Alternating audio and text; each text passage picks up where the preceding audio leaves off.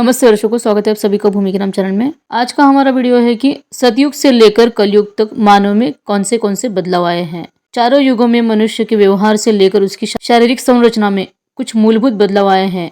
साथ ही शास्त्रों में यह भी वर्णन मिलता है कि कलयुग में पाप अपने चरम पर होगा। ऐसे में यह जानना रोचक होगा कि चारों युगों में मानव में क्या क्या बदलाव आए हैं। हिंदू शास्त्रों की दृष्टि से अवधि को 4 युगों में बांटा जाता है: सतयुग, त्रेता युग, द्वापर युग और कलयुग।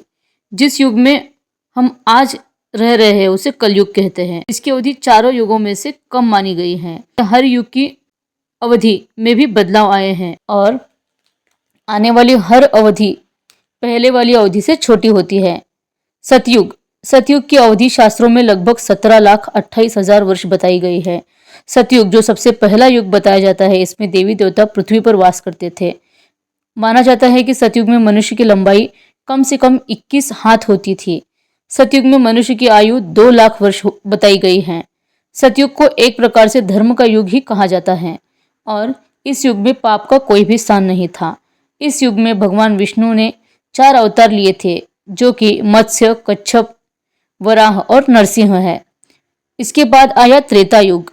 शास्त्रों में त्रेता युग की अवधि लगभग 12,28,000 वर्ष बताई गई है और इस युग में भगवान श्री राम के रूप में भगवान विष्णु ने धरती पर अवतार लिया था और रावण का वध किया था।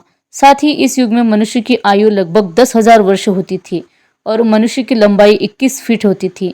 राम के अलावा वामन अवतार, परशुराम के अवतार भी इस युग में हुए थे। उसके बाद आया द्वापर युग। शास्त्रों में बताया गया है कि द्वापर युग की अवधि लगभग 8,64,000 वर्ष है।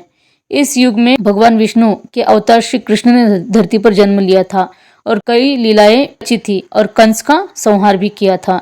इस युग में मनुष्य की आयु लगभग 1000 वर्ष बताई गई है। वही मनुष्य की लंबाई 11 फीट हुआ करती थी। इसके बाद आया कलयुग। वर्तमान में अंतिम युग अर्थात कलयुग चल रहा है, जिसकी अवधि तीनों युगों में से कम यानी कि 4,32,000 वर्ष है और इस युग में मनुष्य की आयु लगभग 100 वर्ष बताई गई है। इसके साथ ही मनुष्य की औसत लंबाई लगभग 5.5 से 6.5 फीट तक की बताई गई है। गंगा नदी को कलयुग का तीर्थ कहा जाता है। इसके साथ ही इस युग में पाप की मात्रा सबसे अधिक है। साथ ही शास्त्रों में बताया गया है कि इस युग में कल्कि अवतार का जन्म होगा, जो अधर्म का नाश करके पुनः धर्म की स्थापना करेंगे।